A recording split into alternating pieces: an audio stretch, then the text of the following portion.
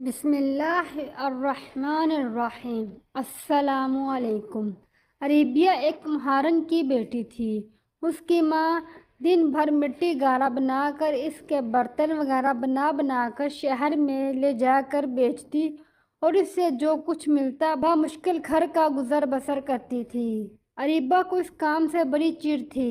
وہ چونکہ بے حد خوبصورت تھی اس لیے لوگ اسے شہزادی عریبہ کہہ کر پکارتے تھے، اور جب لوگ اسے شہزادی کے نام سے پکارتے تو اس کی گردن غرور سے تن جاتی۔ وہ خود کو واقعی سچ مچ کی شہزادی سمجھنے لگتی۔ ماں سے زبردستی پیسے لے کر وہ اچھے سے اچھا لباس پہنتی تاکہ لوگ اس کی شان میں کوئی فرق نہ محسوس کریں اور اسے سچ مچ شہزادی ہی سمجھیں۔ اس لیے وہ مٹی گارے سے دور ہی رہتی اور اکثر ماں کو سمجھاتی کہ وہ اس قدر گندا کام نہ کرے اور چین اور سکون سے زندگی گزارے۔ وہ خود کو صرف نام کی ہی نہیں سچ مچ کی ہی شہزادی سمجھتی تھی۔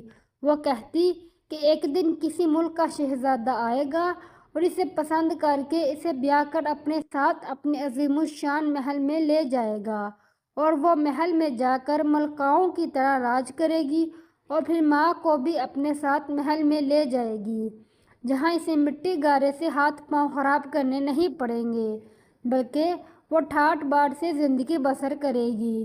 اس کی ماں اس کی بچگانہ باتیں سن کر ہنس پڑتی اور اسے اکثر سمجھاتی کہ مٹی کے گھروں میں رہنے والے سنگ مرمر کے محلوں کے خواب نہیں دیکھا کرتے، کیونکہ ان کے خواب صرف خواب ہی ہوتے ہیں جو کبھی حقیقت کا روپ نہیں دھار سکتے۔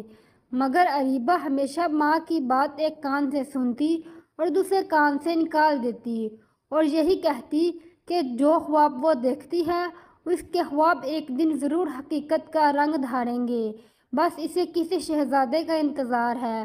تب اس کی ماں اسے خوب ڈانٹتی پھٹکارتی مگر عریبہ پر اس ڈانٹ پھٹکار کا کوئی اثر نہ ہوتا۔ ایک روز عریبہ خوبصورت لباس پہنے قریبی جنگل میں گھوم رہی تھی کہ اچانک اس کے کانوں میں کسی کے کراہنے کی آواز سنائی دی۔ عریبہ کے کان کھڑے ہو گئے۔ کراہنے کی آواز کسی عورت کی تھی۔ عریبہ نے ارد گرد دیکھا لیکن اسے کوئی دکھائی نہ دیا۔ وہ ایک لمحے کے لیے حیران ہوئی کہ کہیں یہ آواز اس کا وہم تو نہیں، لیکن ایک مرتبہ پھر اسے کراہنے کی آواز سنائی دی تو وہ پلٹ کر اس طرف دیکھنے لگی جہاں سے اسے آواز سنائی دے رہی تھی۔ سامنے گھنی جھاڑیاں دکھائی دے رہی تھیں۔ عریبہ اس طرف بڑھنے لگی۔ جوں جوں وہ قریب جا رہی تھی کراہنے کی آواز واضح ہوتی جا رہی تھی اور پھر جوں ہی عریبہ نے جھاڑیوں کے پیچھے جھانکا تو حیرت سے بت بن کر رہ گئی۔ جھاڑیوں کے پیچھے ایک لڑکی زخمی حالت میں پڑی تھی۔ ایسا معلوم ہو رہا تھا جیسے زمین پر زخمی حالت میں پڑی لڑکی کوئی اور نہ ہو بلکہ خود عریبہ ہو۔ فرق صرف اتنا تھا کہ عریبہ نے جو لباس قیمتی سمجھ کر پہن رکھا تھا وہ عام سا تھا، جبکہ اس لڑکی نے بدن پر جو لباس پہن رکھا تھا وہ سچ مچ نہ صرف قیمتی بلکہ بے حد خوبصورت تھا۔ اس کے گلے میں اور بازوؤں میں انتہائی نفیس اور نایاب سونے کے زیورات تھے۔ اس کے سر پر ایک چھوٹا سا مگر نہایت خوبصورت تاج بالوں میں پھنسا ہوا تھا۔ عریبہ سچ مچ اپنی ہم شکل کو شہزادیوں جیسے روپ میں دیکھ کر حیران ہو گئی۔ یا الہی، کیا یہ سچ مچ میں ہوں یا میں کوئی خواب دیکھ رہی ہوں؟ عریبہ حیرت سے بڑبڑائی۔ اس نے اپنے ہاتھ پر زور سے کاٹا۔ تکلیف کی وجہ سے اس کے منہ سے چیخ نکل گئی، ارے باپ رے باپ، یہ تو حقیقت ہے، تو کیا یہ میں ہوں یا وہ میں ہوں؟ وہ حیرت کی زیادتی سے بولی۔ اسی وقت وہ زخمی لڑکی جو بے ہوش دکھائی دے رہی تھی، ہلکی سی اس نے حرکت کی اور اس کے منہ سے کراہنے کی آوازیں آنے لگیں، بچاؤ، خدا کے لیے مجھے بچاؤ، میری مدد کرو، میں مر رہی ہوں، مجھے بچاؤ۔ اس لڑکی کے منہ سے ٹوٹے پھوٹے الفاظ نکلے، کون ہو تم؟ کہاں سے آئی ہو؟ عریبہ نے جھک کر اسے شانے سے ہلاتے ہوئے پوچھا مگر لڑکی مکمل طور پر پھر بے ہوش ہو چکی تھی۔ عریبہ پریشانی کے عالم میں سوچنے لگی کہ اسے کیا کرنا چاہیے۔ وہ اس لڑکی کو گھر لے جائے یا پھر کسی اور ذریعے سے اسے یہیں ہوش میں لا کر اس کے بارے میں پوچھا جائے۔ پھر اس نے دوسرے طریقے پر عمل کرنے کی ٹھانی اور اپنی ہم شکل لڑکی کو گھر لے جانے میں جھجک رہی تھی۔ وہ کچھ سوچ کر اٹھی اور نہایت تیزی سے بھاگتی ہوئی اپنے گھر آ گئی۔ اس نے ایک برتن میں تھوڑا سا پانی اور کچھ کھانے کا سامان لیا اور اسی تیزی سے بھاگ کر جنگل میں اس جگہ آ گئی جہاں اس کی ہم شکل لڑکی پڑی تھی۔ لڑکی پہلے کی طرح بے ہوش نظر آ رہی تھی۔ اریبہ نے اس کے چہرے پر پانی کی چھینٹے مارے، تب اس لڑکی کو ہوش آ گیا اور اس نے آنکھیں کھول دی۔ میں کہاں ہوں؟ اس نے آنکھیں کھول کر نہایت تکلیف بھرے لہجے میں ادھر ادھر دیکھتے ہوئے کہا، اور پھر اس کی نظر اریبہ پر پڑی تو مارے حیرت کے اس کی آنکھیں پھیلتی چلی گئیں۔ وہ حیرانی سے کبھی اپنے آپ کو اور کبھی اریبہ کو دیکھنے لگی۔ تم کون ہو؟ وہ حیرت و استعجاب کے عالم میں اریبہ سے مخاطب ہوئی۔ میرا نام اریبہ ہے، میں پاس ہی ایک قصبے میں رہتی ہوں۔ تمہاری طرح تمہیں میں بھی دیکھ کر حیرت زدہ رہ گئی تھی۔ میرا خیال ہے پہلے تم کچھ کھا پی لو، تم بے حد زخمی بھی ہو۔ میں تمہارے زخموں پر مرہم پٹی کر دیتی ہوں، اس کے بعد ہم اطمینان سے باتیں کریں گے، کیا خیال ہے؟ اریبہ نے مسکرا کر اس کی جانب دیکھتے ہوئے کہا اور لڑکی نے ہاں میں سر ہلا دیا۔ اریبہ نے گھر سے لایا ہوا کھانا اس کے سامنے رکھ دیا۔ لڑکی جلدی جلدی کھانا کھانے لگی جیسے وہ واقعی بے حد بھوکی ہو۔ اریبہ نے اس کے زخموں کو پانی سے صاف کر کے مرہم پٹی کرنے لگی جو وہ اس مقصد کے لیے گھر سے لائی تھی۔ لڑکی کے چہرے پر حیرت لہرا رہی تھی مگر وہ کچھ بولے بغیر کھانا کھاتی رہی اور اریبہ بھی خاموشی سے اس کی مرہم پٹی کرتی رہی۔ ہاں، اب تم مجھے اپنے بارے میں بتاؤ کہ تم کون ہو، تمہیں زخمی کس نے کیا اور تم یہاں کس طرح آئی ہو، اور سب سے بڑی بات تمہاری میرے ساتھ شکل کیوں ملتی ہے؟ اریبہ نے اس کے زخموں پر پٹی کرنے کے بعد اطمینان سے اس کی جانب دیکھتے ہوئے پوچھا۔ لڑکی بھی کھانا کھا کر فارغ ہو چکی تھی اور اریبہ کی جانب دیکھ رہی تھی۔ شکل کیوں ملتی ہے اس کا تو میں تمہیں کوئی جواب نہیں دے سکتی کیونکہ تمہیں اپنی ہم شکل دیکھ کر میں خود حیران ہوں۔ ہو سکتا ہے یہ قدرتی اتفاق ہو۔ ہاں، البتہ تم نے میری مدد کی ہے، مجھے نہ صرف کھانا کھلایا ہے بلکہ میرے زخموں پر مرہم پٹی بھی کی ہے۔ اس لیے میں تمہیں اپنے بارے میں ضرور بتاؤں گی کہ میں کون ہوں اور یہاں زخمی حالت میں کس طرح سے پہنچی، لڑکی نے کہا۔ پھر چند لمحے سانس لینے کے لیے رکی اور پھر کہنے لگی، میرا نام شہزادی ارجمند بانو ہے، میں ملک ساسان کے بادشاہ کی بیٹی ہوں، لڑکی نے کہا اور اریبہ اس کی بات سن کر بری طرح سے اچھل پڑی۔ کیا کہا؟ تم ملک ساسان کی شہزادی ہو؟ اس نے پھٹی پھٹی نگاہوں سے اس کی جانب دیکھتے ہوئے کہا۔ ہاں، یہ سچ ہے، میں واقعی ملک ساسان کی شہزادی ہوں۔ کیوں، اس میں حیرانی والی کون سی بات ہے؟ شہزادی ارجمند بانو مسکرائی۔ نہیں، حیرانی کی تو کوئی بات نہیں، مجھے بتلائیے آپ کو زخمی کس نے کیا ہے اور آپ اس حالت میں یہاں تک کیسے پہنچ گئی جبکہ ملک ساسان تو یہاں سے کوسوں دور ہے؟ اریبہ نے جلدی سے پوچھا۔ مجھے اس حالت میں پہنچانے والا میرا دشمن طاقون جادوگر ہے۔ طاقون جادوگر ایک بہت ظالم اور انتہائی خطرناک جادوگر ہے۔ وہ اصل میں مجھ سے شادی کرنے کا خواہشمند ہے، لیکن ایک تو اس کی شکل بے حد خوفناک ہے اور دوسرا وہ نہایت بوڑھا ہے۔ بھلا میں ایک بوڑھے اور بدصورت جادوگر سے کس طرح سے شادی کر سکتی ہوں؟ اور پھر وہ ایک نہایت بد فطرت اور سفاک ترین ہے۔ میں نے سنا ہے کہ وہ اپنی جادوگری کی طاقت بڑھانے کے لیے نہ صرف انسانوں بلکہ انسانوں کے چھوٹے چھوٹے اور معصوم بچوں کو بھی اپنی دیوتاؤں کے قدموں میں بھیٹ چڑھاتا ہے۔ اس لیے میں اس بد فطرت سے بے حد نفرت کرتی ہوں۔ وہ ہر روز میری خوابگاہ میں آ جاتا ہے اور مجھے غصے سے اور پیار سے منانے کی کوشش کرتا ہے، پھر وہ مجھے ڈرانے دھمکانے کی بھی بڑی کوشش کرتا ہے، مگر میں جانتی تھی کہ وہ میرا کچھ نہیں بگاڑ سکتا۔ اچھی لڑکی، اصل میں مجھے پریوں کے دیش کا ایک پریزادہ شہزادہ پسند کرتا ہے، میں اسے بھی پسند کرتی ہوں۔ ہم دونوں نے فیصلہ کر رکھا ہے کہ ہم کسی اور کے ساتھ شادی ہرگز نہیں کریں گے۔ اس بات کا علم طاقون جادوگر کو بھی ہے۔ وہ پریزاد شہزادے ساہون سے ہار کھاتا ہے مگر اپنے کسی جادوؤں کے اصول کے تحت اسے اس سے بات کرنے کی اجازت نہیں کہ وہ پرستان کے باسیوں کے خلاف کسی قسم کا کوئی قدم اٹھائے یا کسی پری یا پریزاد کو نقصان پہنچانے کی کوشش کرے۔ شہزادہ ساہون نے میری حفاظت کے لیے اپنی ایک خاص طلسمی انگوٹھی مجھے دے رکھی تھی، جس کی وجہ سے طاقون جادوگر جرأت نہیں کرتا کہ وہ مجھے کسی قسم کا کوئی نقصان پہنچائے۔ اس انگوٹھی میں یہ خاصیت بھی ہے کہ میں جو چاہوں روپ بدل سکتی ہوں۔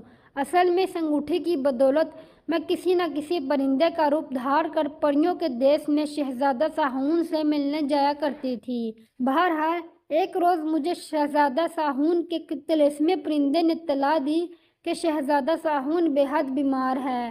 اس کی بیماری کا سن کر میں بڑی پریشان ہوئی۔ میں نے فوراً طلسمی انگوٹھی پہن کر اپنا روپ بدلا اور شہزادہ ساہون کو دیکھنے کے لیے ایک چڑیا بن کر پریوں کے دیش کی جانب اڑنے لگی۔ شہزادہ ساہون کی بیماری کا طاقون جادوگر کو بھی علم ہو چکا تھا۔ وہ جانتا تھا کہ شہزادہ ساہون بیمار ہے اور وہ میری مدد کو کسی بھی صورت میں نہیں آ سکتا۔ یہ سوچ کر وہ ایک عقاب کے روپ میں میرے پیچھے لگ گیا۔ میرے قریب پہنچ کر اس نے مجھے اپنے پنجوں میں دبوچنا چاہا۔ اتنے بڑے عقاب کو دیکھ کر میں ڈر گئی اور تیزی سے دوسری طرف اڑنے لگی، مگر عقاب بار بار مجھ پہ جھپٹ رہا تھا۔ کئی بار میں اس کے پنجوں میں آتے آتے بچی۔ اس کے تیز دھار پنجوں نے مجھے زخمی کر ڈالا۔ مجھے اپنی موت یقینی نظر آ رہی تھی۔ میں ایک چڑیا کے روپ میں تھی، اس لیے فضا میں اپنا روپ نہیں بدل سکتی تھی۔ اس کے لیے میرا زمین پر آنا بہت ضروری تھا۔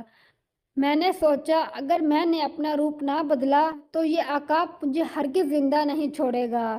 یہ سوچ کر میں نے غوطہ لگایا اور کسی طرح اس عقاب سے بچتی بچاتی زمین پر آ گئی اور ان جھاڑیوں میں آ کر چھپ گئی۔ میں نے اپنا اصلی روپ اختیار کر لیا۔ پرندے کے روپ میں مجھے اپنے زخموں کا اتنا احساس نہیں ہوا تھا، مگر انسانی روپ میں آتے ہی مجھے شدید تکلیف کا احساس ہوا۔ میرے زخموں سے خون بہہ رہا تھا۔ مجھ میں اتنی ہمت نہیں تھی کہ طاقون جادوگر کے خوف سے ان جھاڑیوں کے پیچھے سے نکلتی۔ میں یہیں پڑے پڑے بے ہوش ہو گئی۔ اس کے بعد کیا ہوا یہ تم مجھ سے بہتر جانتی ہو۔ شہزادی ارجمند بانو یہ کہہ کر خاموش ہو گئی۔ اوہ، حیرت انگیز، انتہائی تعجب انگیز، بڑی عجیب و غریب کہانی ہے آپ کی شہزادی صاحبہ۔ آپ ایک انسان ہو کہ ایک پری ذات شہزادے سے محبت کرتی ہیں۔ اب آپ کیا کریں گی؟ اگر وہ جادوگر یہاں پھر آ گیا تو اریبہ نے پریشان نگاہوں سے شہزادی کو دیکھتے ہوئے کہا۔ پہلے اسے شک ہوا کہ کہیں طاقون جادوگر اسے ہی شہزادی ارجمند سمجھ کر نہ لے جائے۔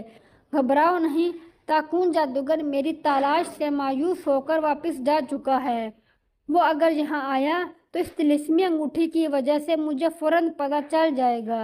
شہزادی ارجمند باندو نے اسے تسلی دیتے ہوئے کہا۔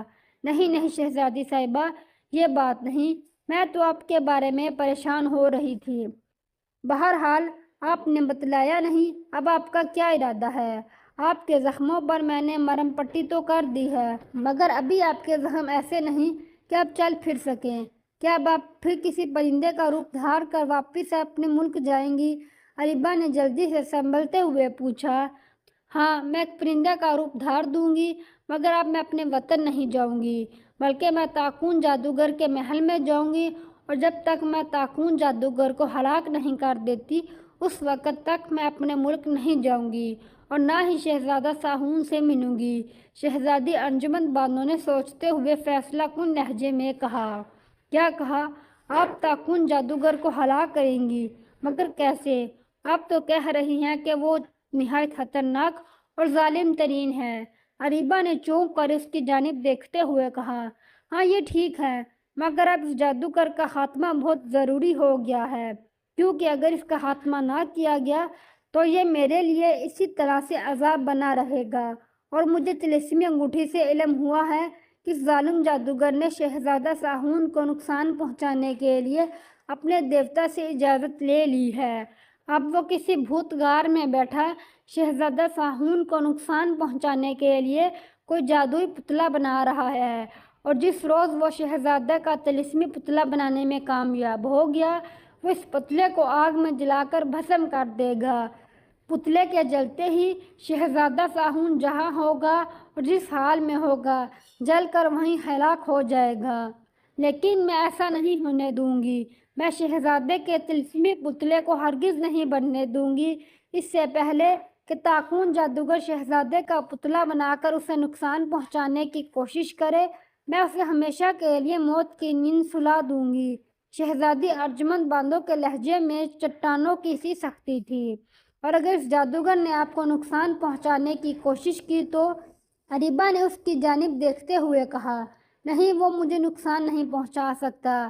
اگر تم میرا ساتھ دینے کے لیے رضامند ہو جاؤ تو میں نہایت آسانی سے اس جادوگر کو مار سکتی ہوں۔ شہزادی ارجمند بانو نے اریبہ کی جانب دیکھتے ہوئے کہا، میں بھلا آپ کی کیا مدد کر سکتی ہوں؟ اریبہ چونکی۔ تم اگر میری جگہ لے لو، یعنی میری جگہ تم شہزادی ارجمند بانو بن جاؤ، تو طاقون جادوگر کے فرشتے بھی نہ جان سکیں گے کہ تم اصلی نہیں نقلی شہزادی ہو، کیونکہ تمہاری اور میری صورت میں ذرا سا بھی فرق نہیں ہے۔ قد کاٹ ناک نقشہ ہم مکمل طور پر دو جسم ایک روپ میں ہیں۔ تم میری جگہ لے کر طاقون جادوگر کو شادی کا جھانسا دے سکتی ہو، وہ تمہیں اپنے ساتھ لے جائے گا اور میں کسی چھوٹے سے پرندے کے روپ میں تمہارے ساتھ رہوں گی۔ اصل میں اس جادوگر کی جان ایک سنہری چمگادڑ میں ہے جو بھوت غار میں کہیں چھپی ہوئی ہے۔ اس بھوت غار تک پہنچنا مشکل ہی نہیں، ناممکن بھی ہے۔ طاقون جادوگر نے اس غار کی حفاظت کے لیے نہایت خوفناک انتظامات کر رکھے ہیں۔ ایک معمولی سی چونٹی بھی طاقون جادوگر کی نگاہوں میں آئے بغیر اس بھوت غار میں داخل نہیں ہو سکتی۔ لیکن مجھے یقین ہے کہ میں یا تم اسے شادی کا جھانسا دے دیں تو وہ ہر حال میں ہمیں اپنی اس بھوت غار میں لے جائے گا۔ ایک بار اگر میں بھوت غار میں داخل ہو گئی تو میرے لیے سنہری چمگادڑ کو تلاش کر لینا اور اسے ہلاک کرنا ذرا بھی مشکل نہ ہوگا۔ شہزادی ارجمند بانو کہتی چلی گئی اور اریبہ اس کی بات سن کر سوچ میں پڑ گئی۔ کچھ دیر سوچتی رہی اور پھر ایک گہری سانس لے کر کہنے لگی، ٹھیک ہے شہزادی صاحبہ، میں آپ کی مدد کے لیے تیار ہوں۔ میری عرصہ سے یہی خواہش تھی کہ میں بھی کاش کسی ملک کی شہزادی ہوتی اور میں بھی کسی ملک پر راج کرتی۔ یہ میری خوش قسمتی ہے کہ میں اپنے آپ کو اپنے روپ بلکہ ایک شہزادی کے روپ میں دیکھ رہی ہوں۔ ایک تو شکل کی مشابہت، دوسرا میرے انسانی فرض بنتا ہے کہ میں آپ کی مدد کروں۔ آئیے پہلے میں آپ کو اپنے گھر لے جا کر امی سے ملواتی ہوں، پھر ان سے اجازت لے کر آپ کے ساتھ چلی جاؤں گی اور آپ جو حکم دیں گی اس پر ضرور عمل کروں گی۔ اریبہ نے مسکرا کر جواب دیا۔ اس کی بات سن کر شہزادی ارجمند بانو کے ہونٹوں پر بھی مسکراہٹ ابھر آئی۔ اس نے آگے بڑھ کر اریبہ کو اپنے گلے سے لگا لیا۔ تم بہت اچھی لڑکی ہو، آج سے تم میری بہن ہو۔ تمہارا نام اریبہ نہیں، شہزادی اریبہ ہے۔ طاقون جادوگر کی ہلاکت کے بعد اگر خدا کو ہماری زندگی مقصود ہوئی تو میں تمہیں اپنے ساتھ اپنے ملک لے چلوں گی اور پھر تم وہی میری سگی بہن بن کر میرے ساتھ رہو گی، شہزادی ارجمند بانو نے کہا۔ اس کی بات سن کر اریبہ کا چہرہ مسرت سے سرخ ہو گیا اور اس کی آنکھیں خوشی کے مارے چمکنے لگیں، جیسے شہزادی ارجمند بانو کی بات سن کر اسے ایک بہت بڑا خزانہ مل گیا ہو۔ اریبہ کی والدہ نے شہزادی ارجمند کو دیکھا تو دنگ رہ گئی۔ اریبہ نے اپنی ماں کے سامنے شہزادی ارجمند بانو کی ساری حقیقت بتلا دی، جس سے سن کر اس کی ماں بے حد متاثر ہوئی اور اس کی ماں نے اریبہ سے کہا کہ اگر شہزادی ارجمند بانو کی پریشانی اس کی مدد کرنے سے ختم ہو سکتی ہے تو اسے اس کی مدد ضرور کرنی چاہیے۔ شہزادی ارجمند بانو نے ماں کا بہت بہت شکریہ ادا کیا اور اس سے وعدہ کیا کہ وہ اریبہ کی خود حفاظت کرے گی۔ اگر طاقون جادوگر نے اسے کسی قسم کا نقصان پہنچانے کی کوشش کی تو وہ خود اس کے سامنے آ جائے گی اور اریبہ پر ہلکی سی بھی آنچ نہ آنے دے گی۔ ہاں شہزادی صاحبہ، میرا مطلب ہے محترمہ ارجمند بانو صاحبہ، اب میرے لیے کیا حکم ہے؟ ماں سے اجازت لے کر اریبہ نے شہزادی ارجمند بانو سے مخاطب ہو کر مسکراتے ہوئے پوچھا، شہزادی اور صاحبہ کا دم چھلا میرے نام سے اتار پھینکو، میں تمہاری بہن ہوں، تم صرف میرا نام لے کر مجھے پکارا کرو، سمجھی؟ شہزادی ارجمند بانو نے اسے نقلی غصہ دکھلاتے ہوئے کہا، ٹھیک ہے میری پیاری ہم شکل بہن، اب بتاؤ ہمیں کیا کرنا ہے؟ کسی کنویں میں چھلانگ لگانی ہے یا پیڑ سے کودنا ہے؟ اریبہ نے مزاحیہ لہجے میں کہا اور شہزادی بانو اس کی بات سن کر ہنس پڑی، پھر سنجیدگی سے کہنے لگی، अरीबा, सबसे पहले हमें वापस अपने महल में पहुंचना है। मेरे बाबा और मलका आलिया मेरे बारे में सख्त परेशान होंगे। मैं उन्हें बतलाए बगैर शहजादा साहून से मिलने निकल पड़ी थी। अब तो काफ़ी देर हो गई है। अगर इन्हें मेरी गुमशुदगी का इल्म हुआ तो वह बेहद परेशान होंगे। शहजादी बानो ने कहा और अरीबा ने हाँ में सर हिला दिया। तुम्हारे वालिदैन मुझे देखकर हैरत का इजहार नहीं करेंगे? अरीबा ने कुछ सोचकर शहजादी बानो से पूछा। नहीं, क्योंकि अभी तुम इनके सामने नहीं जाओगी। तुम अभी और इसी वक्त मेरा रूप धार लो। मैं घोड़ा बन जाती हूँ, तुम मुझ पर बैठ जाना और मैं तुम्हें मुल्क सासान ले चलूँगी। तुम महल पहुँचकर अपने आप को शहजादी बानो ही जाहिर करना। बाकी की हदायत और तफसील मैं तुम्हें रास्ते में ही बता दूँगी। शहजादी बानो ने सोचते हुए अंदाज में कहा और अरीबा ने हाँ में सर हिला दिया। अरीबा ने अपनी माँ से इजाज़त ली और शहजादी बानो के साथ उस जंगल में वापस आ गई। तब शहजादी बानो ने अपने दाहिने हाथ में मौजूद सुर्ख नगीने वाली अंगूठी की जानिब देखते हुए कुछ पढ़ा। दूसरे ही लम्हे उसके गिर्द स्याह धुआं फैल गया। वो कई लम्हे इसी स्याह धुएं में छुपी रही। फिर जो ही धुआं ख़त्म हुआ, अरीबा ये देखकर हैरान हो गई कि जिस जगह चंद लम्हे कबल शहजादी बानो खड़ी थी, अब वहाँ एक निहायत सेहतमंद और खूबसूरत घोड़ा खड़ा है। उस पर बाकायदा ज़ैन कसी हुई थी। एक लम्हे के लिए अरीबा शहजादी बानो की जगह घोड़ा देखकर खौफज़दा हो गई, मगर फिर उसका खौफ जाता रहा। आओ अरीबा, जल्दी करो, मुझ पर सवार हो जाओ, हमारा सफ़र बेहद तवील है। घोड़े के मुंह से शहजादी बानो की आवाज़ निकली और अरीबा उसकी बात सुनकर जल्दी से सर हिलाकर उस पर सवार हो गई। जो ही अरीबा घोड़े पर बैठी, घोड़ा एक जानिब भागने लगा। उसकी रफ्तार तेज़ से तेज़ तर होती चली जा रही थी। उसका ये सफ़र कई घंटे जारी रहा, यहाँ तक कि रात सर पर आ गई। अरीबा घोड़े से बुरी तरह से चिमटी हुई थी। घोड़े की रफ्तार इस कदर तेज़ थी जैसे वो हवा में उड़ रहा हो। शहजादी बानो अरीबा को ताकून जादूगर की हलाकत के बारे में और दूसरी बातें करती रही। अरीबा ने ख्वाहिश जाहिर की कि क्या वो किसी तरह ताकून जादूगर की शक्ल दिखा सकती है कि वो कैसा है, ताकि इसे पहचानने में आसानी रहे। क्यों नहीं, सर उठा कर देखो, मैं तिलिस्मी अंगूठी की बदौलत तुम्हें ताकून जादूगर का चेहरा दिखा देती हूँ, घोड़ा यानी शहजादी बानो ने कहा। अरीबा ने सर उठाकर देखा।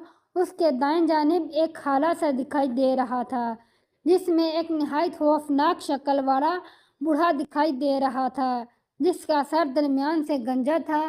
बाकी सर के बाल बेहद लंबे थे। उसकी मूछें बिच्छू की दुम की तरह ऊपर को उठी हुई थी। उसकी भवें भी बेहद बड़ी बड़ी और घनी थीं। ओ, वाकई ये तो निहायत बूढ़ा और खौफनाक शक्ल वाला जादूगर है, अरीबा ने कहा। हाँ, और ये देखो, ये है शहजादा साहून, परियों का शहजादा, शहजादी बानो ने कहा। और अरीबा ने देखा उस जादूगर की दूसरी जानिब एक और बड़ा हाला फैल गया था, जिसमें एक निहायत मासूम और खूबसूरत इंसान, जिसने अपने बालों पर सुर्ख रंग का रुमाल बांधा हुआ था, नज़र आ रहा था। उसका लिबास भी बेहद शानदार था, बहुत खूब, बहुत शानदार। वाकई शहजादी साहिबा, मेरा मतलब है बानो, ये खूबसूरत शहजादा इसी लायक है कि तुम इससे शादी करो। अब तो मेरे जिस्म में और कुव्वत पैदा हो गई है कि मैं इस बदसूरत बूढ़े को तुम्हारे रास्ते से हटा दूँ और इस खूबसूरत शहजादे से तुम्हारी शादी करा सकूँ, अरीबा ने कहा। और शहजादी बानो हंस पड़ी। ओ, अचानक शहजादी बानो के मुंह से शदीद परेशानी के आलम में निकला। क्या हुआ, अरीबा ने जल्दी से पूछा।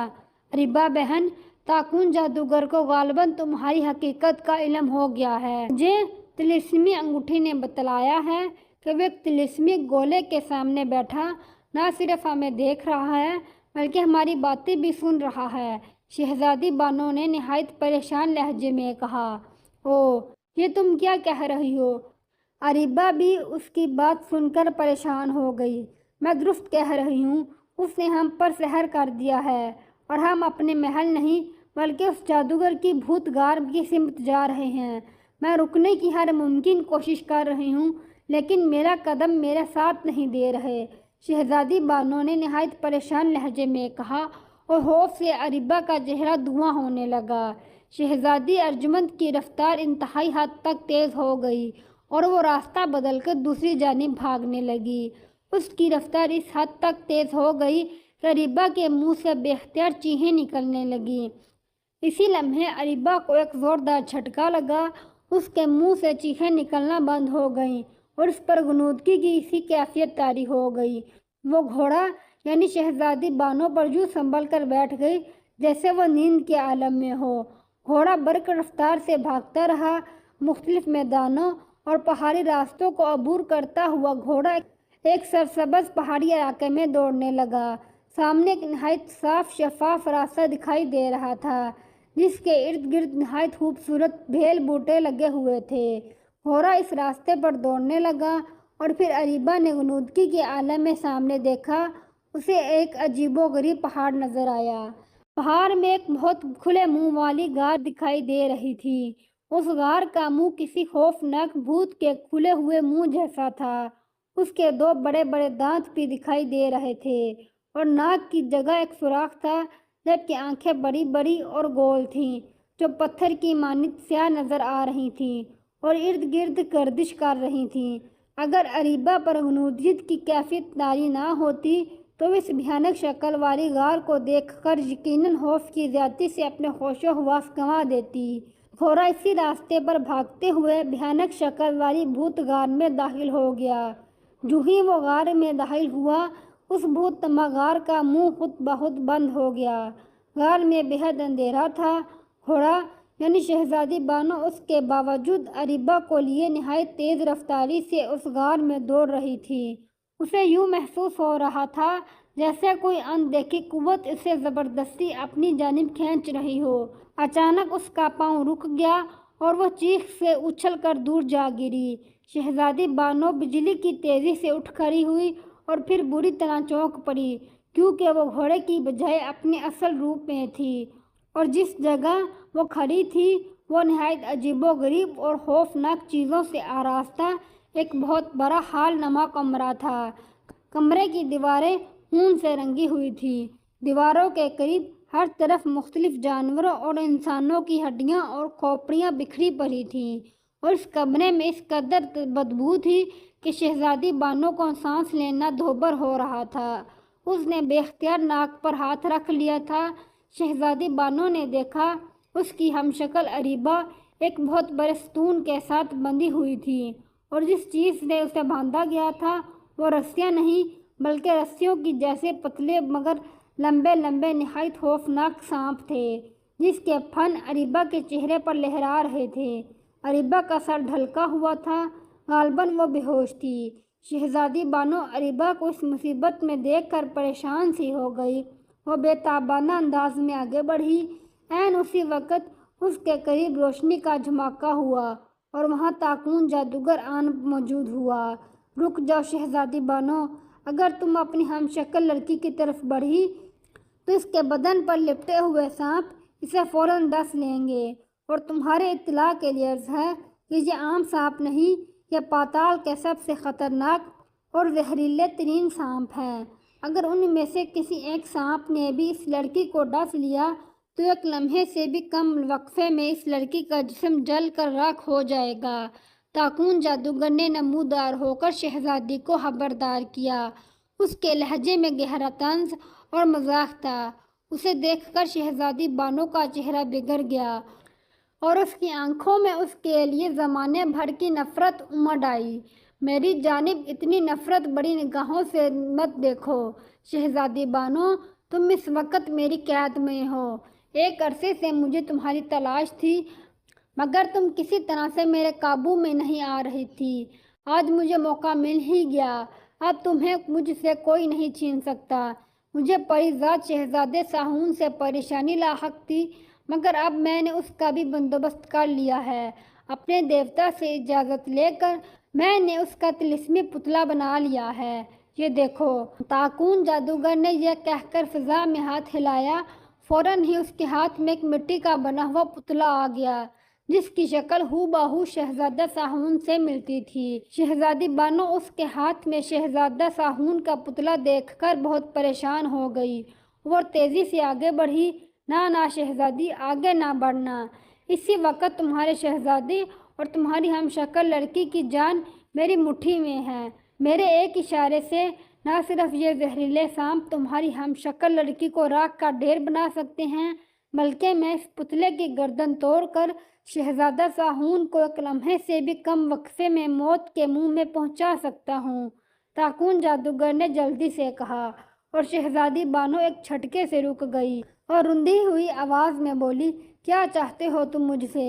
اس نے اپنی ہم شکل لڑکی اریبا اور تاکون جادوگر کے ہاتھ میں شہزادہ ساہون کے پتلے کی جانب دیکھ کر کہا، صرف یہ کہ شہزادہ ساہون کی انگوٹھی اتار کر میرے حوالے کر دو اور ہنسی خوشی میرے ساتھ شادی کے لیے رضامند ہو جاؤ۔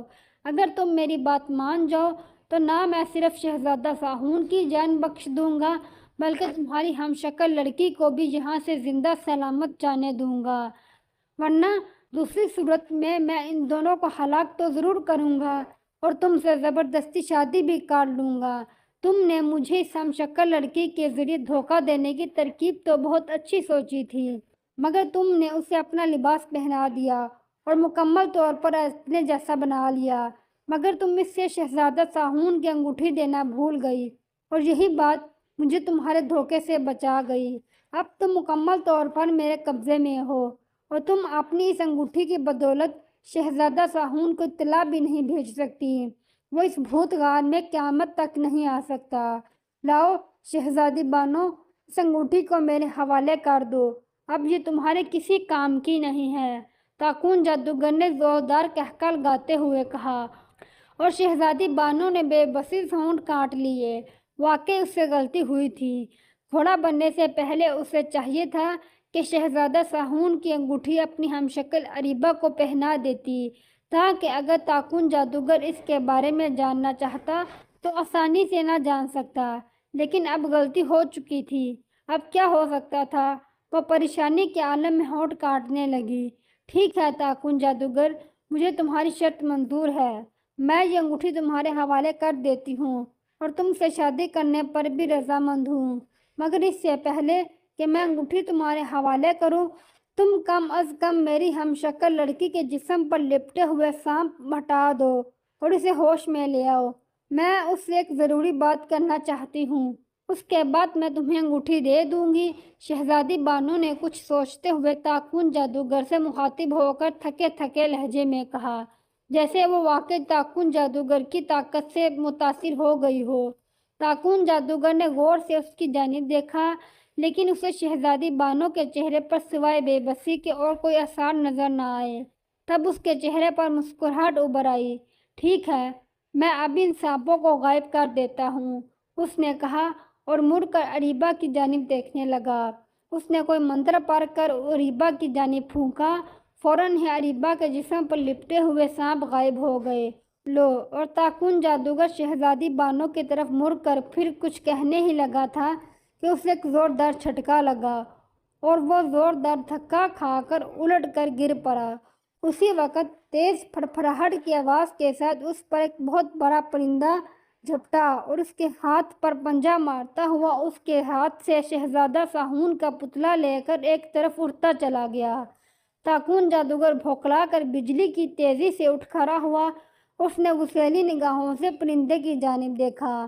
اسی وقت اس پرندے نے زمین پر چھلانگ لگائی اور فوراً شہزادی بانو کا روپ بدل لیا، جس کے چہرے پر ایک فاتحانہ مسکراہٹ رقص کر رہی تھی۔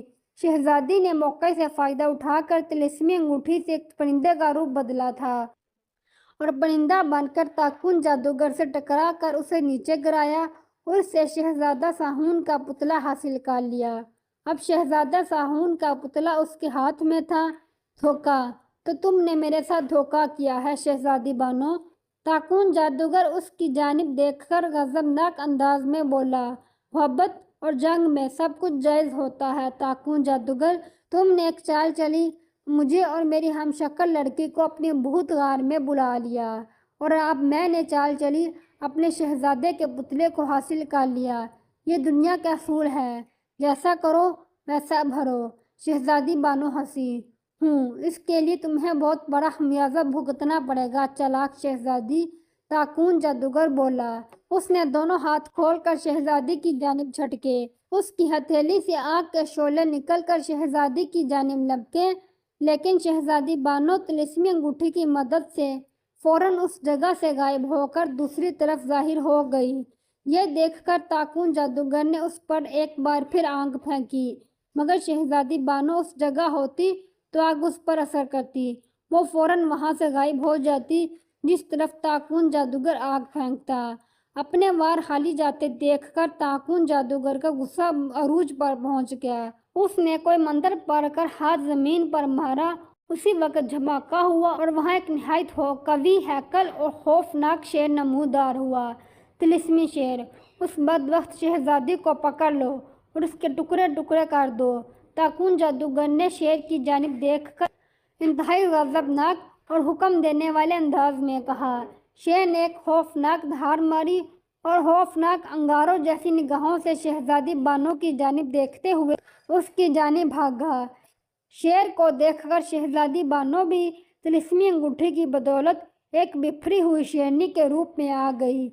उससे पहले कि शेर उस पर हमला करता, शहजादी बानो ने बिजली की तेजी से उस पर हमला कर दिया। उसका हमला इस कदर शदीद और ख़तरनाक था कि ताकून जादूगर भी आंखें फाड़कर उसे देखता रहा और शहजादी बानो ने शेरनी के रूप में शेर की गर्दन चबाकर इसे हलाक कर डाला। यह देखकर ताकून जादूगर एक बार फिर हरकत में आया और इस पर ज़बरदस्त तिलिस्मी वार करने लगा। शहजादी बानो तिलिस्मी अंगूठी की वजह से बामुश्किल जानवरों और परिंदों के रूप बदल बदल कर अपना दिफा कर रही थी। उसने एक दो बार खौफनाक दरिंदे के रूप में ताकून जादूगर पर भी हमले करने की कोशिश की, मगर वो ताकून जादूगर का कुछ ना बिगाड़ सकी। उसी वक्त अरीबा, जो कि सांप गायब होने के बाद सतून के करीब बेहोशी के आलम में गिरी पड़ी थी, उसने आंखें खोल दी। खौफनाक धाड़ों और चीखों की आवाज़ सुनकर उसने घबरा कर देखा और फिर वह शहजादी बानो को एक खौफनाक शक्ल वाले गंजे जादूगर से लड़ता देखकर हैरान हो गई।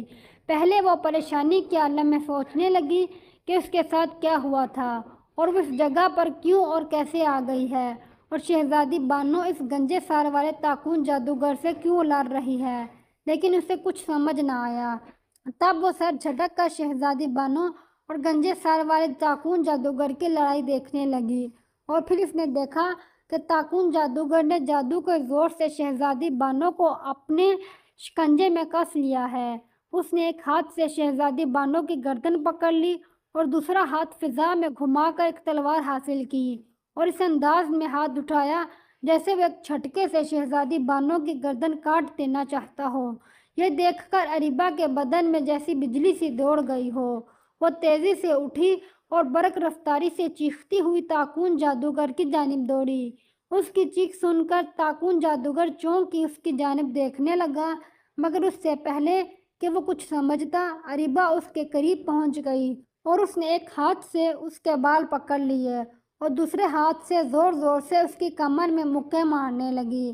ताकून जादूगर के मुंह से एक ज़ोरदार चीख निकल गई और न सिर्फ उसके हाथ से तलवार छूट गई, बल्कि शहजादी बानो की गर्दन पर से भी उसकी गिरफ्त ढीली पड़ गई। शहजादी बानो ने एक झटके से उससे तड़प कर अपनी गर्दन छुड़ा ली। बहुत खूब अरीबा, बहुत खूब। अच्छे मौके पर तुमने मेरी मदद की है।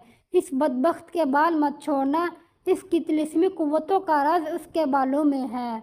जब तक उसके बाल तुम्हारी मुट्ठी में रहेंगे, ये हमारे खिलाफ कुछ नहीं कर सकेगा। तुम इसके बाल पकड़े रखो।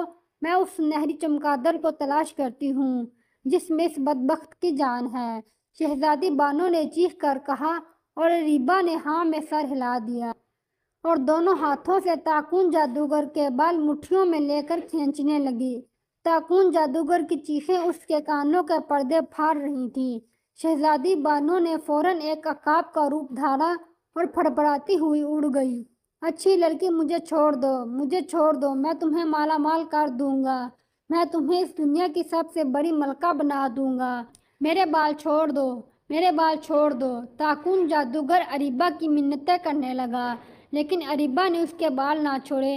वो जानती थी کہ یہ جادوگر جھوٹ بول رہا ہے، اگر اس نے اس کے بال چھوڑ دیے تو وہ اسے یقیناً مار ڈالے گا۔ طاقون جادوگر چیختا چلاتا رہا، کبھی وہ اریبہ کو لالچ دیتا، کبھی اس کو ڈراتا، مگر اریبہ نے اس کے بال نہ چھوڑے، یہاں تک کہ شہزادی بانو عقاب کے روپ میں ایک سنہری رنگ کی چمگادڑ پنجوں میں دبوچے ہوئے وہاں پہنچ گئی۔ اس کے پنجوں میں سنہری چمگادڑ دیکھ کر طاقون جادوگر کا رنگ اڑ گیا۔ اس نے چلا چلا کر شہزادی بانو سے معافی مانگی، لیکن شہزادی بانو نے چونچ مار مار کر اس چمگادڑ کے ٹکڑے ٹکڑے کر دیے۔ وہ جو ہی چمگادڑ کا کوئی ٹکڑا کاٹتی، طاقون جادوگر کے گوشت کا بھی ایک بہت بڑا ٹکڑا کٹ جاتا، یہاں تک کہ شہزادی بانو نے عقاب کے روپ میں سنہری چمگادڑ کو ہلاک کر دیا۔ جو ہی سنہری چمگادڑ مری، طاقون جادوگر بھی مر گیا۔ اسی وقت ہر طرف گہری تاریکی چھا گئی اور ہر طرف سے بدروحوں اور چڑیلوں کے چیخنے چلانے کی آوازیں آنے لگیں، اور پھر طاقون جادوگر کی روتی ہوئی آواز ابھری، مجھے شہزادی بانو اور اس کی ہمشکل اریبہ نے مارا ہے، میرا نام طاقون جادوگر تھا۔ اس آواز کے ساتھ ہی ہر طرف روشنی پھیل گئی اور اریبہ خود کو ایک بہت بڑے محل میں دیکھ رہی تھی۔ اس کے قریب شہزادی بانو بھی موجود تھی۔ اس نے اریبہ کا بہت بہت شکریہ ادا کیا اور اسے ساری حقیقت کہہ سنائی۔ شہزادی بانو نے اریبہ کو اپنے ماں باپ سے ملوایا اور انہیں بھی ساری بات بتا دی۔ شہزادی کے ماں باپ اریبہ کو شہزادی کی ہم شکل دیکھ کر بہت حیران بھی ہوئے اور خوش بھی۔ انہوں نے اریبہ کو بھی اپنی بیٹی بنا لیا اور یوں اریبہ کی خواہش سچ مچ پوری ہو گئی کہ وہ کسی ملک کی شہزادی بن جائے۔